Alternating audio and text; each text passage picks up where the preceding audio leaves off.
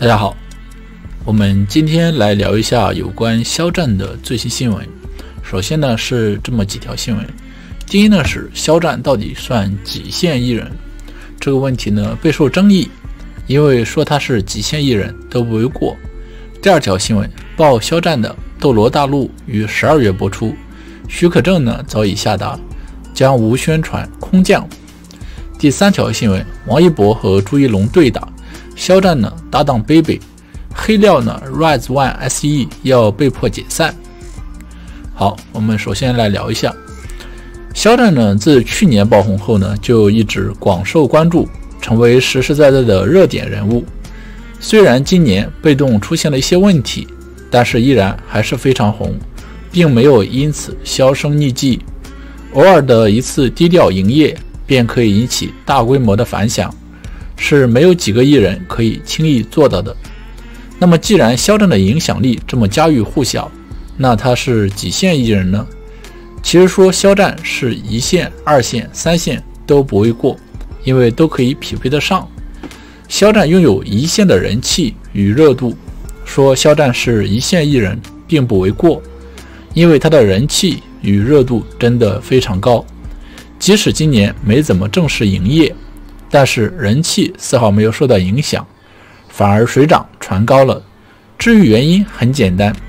当很多人大规模讨伐肖战的时候，总有一些人因此认识了肖战，并对肖战表示支持，这就是塞翁失马焉知非福。肖战虽然被黑了，但是人气也增长了，这就是所谓的黑红效应。还有数据方面，随随便便的一条微博，点赞量、转发量、评论量轻轻松松破100万，这是最好的证明。当肖战的新戏播出预告片的时候，瞬间就登上了微博热搜，观看量也直接破1000万级别，这就是现象级的表现。在人气与影响力方面，肖战绝对算得上1线，是毋庸置疑的事情。肖战拥有2线的资源，肖战目前的资源实事求是就是不太好。代言方面较之前落差比较大，没有大幅度的增加代言数量，很多的合作方为了躲避一些因素都按兵不动，其实是可以理解的，毕竟利益至上。综艺资源方面，肖战今年也极少，迄今为止还没有参加几档综艺，除了参加央视的星推荐。之前本来应该亮相浙江卫视的《青春环游记2》，最后还是被剪了，这也导致其他的平台不敢轻易邀请他。不过现在情况应该好些了。在影视资源方面，肖战丢了很多资源，今年只拍摄了《最美逆行者》和《王牌部队》2部剧，和其他同期的演员比还是差了一大截。所以肖战的资源目前处于2线的状态，但是只要有资源就好。肖战拥有3线的营销，肖战在营销方面是3线。也许你会反驳，明明肖战只要有风吹草动都会上热搜，怎么能算3线呢？但是仔细观察就会发现，肖战的大部分热搜都是黑热搜，肖战怎么可能自己营销黑热搜？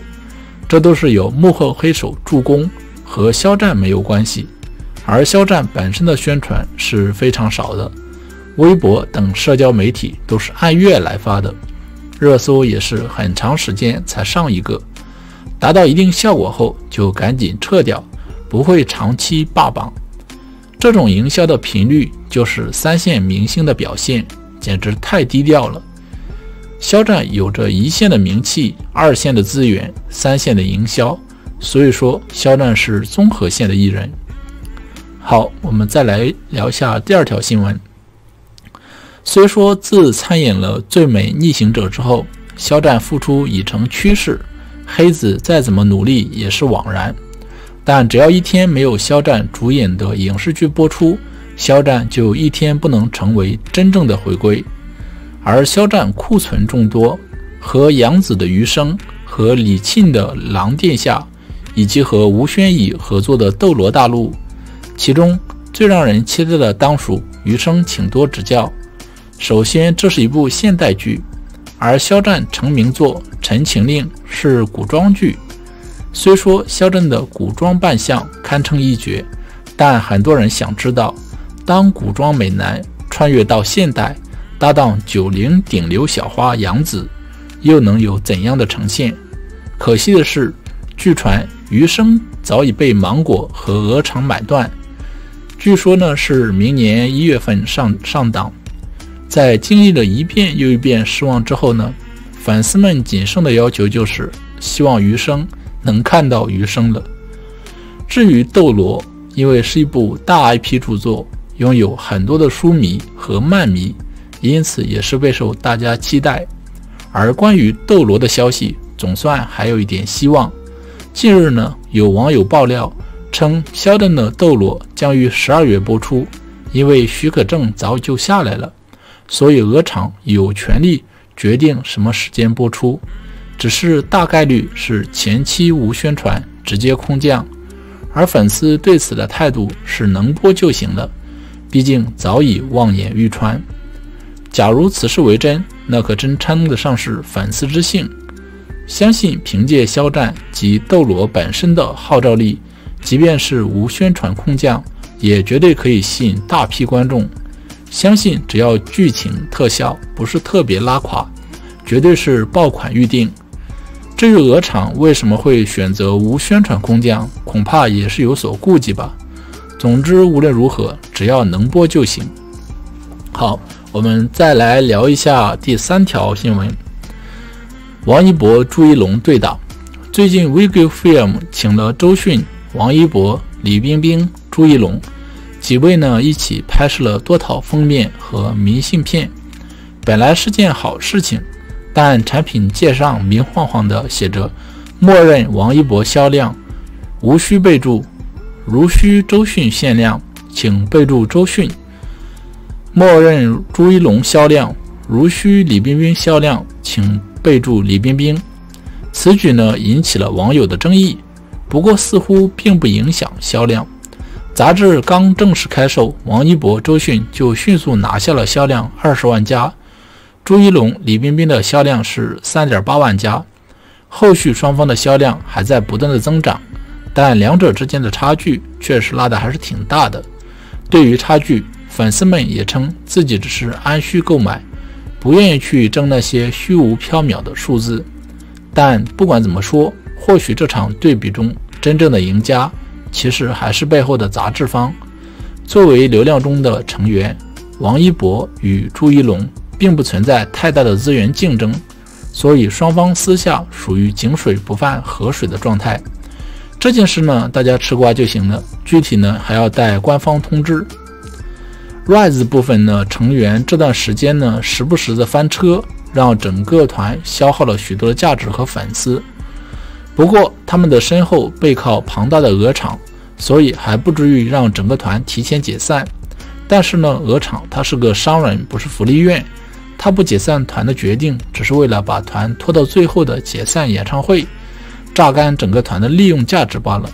现在鹅厂已经收回了砸给 Rise 的好资源，不再像以前那样力捧 Rise 了。以前鹅厂只查选手有没有就是政治立场问题，这一次新一轮的选秀呢，会严格控制选手的过往生活，一旦查出来有黑料，就会直接 pass 掉。